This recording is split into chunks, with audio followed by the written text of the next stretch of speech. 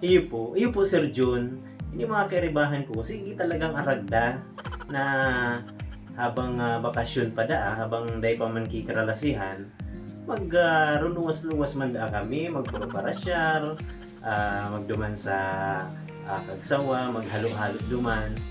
Ang rason yan ininda, ang kwarta daa, mahiling man sana, mabalik man sana daa. Pero pag puro parasyar, dahil naman na utro. So iyo, di, nakumbinsi man ako ninda. Di, iyo na nga, nagduruman kami sa kagsawa, sa farm plate, naghalo-halo man kami duman.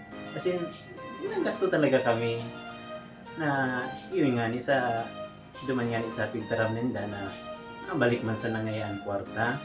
So di iyo, sa madaling sabi, nagruluwas kami.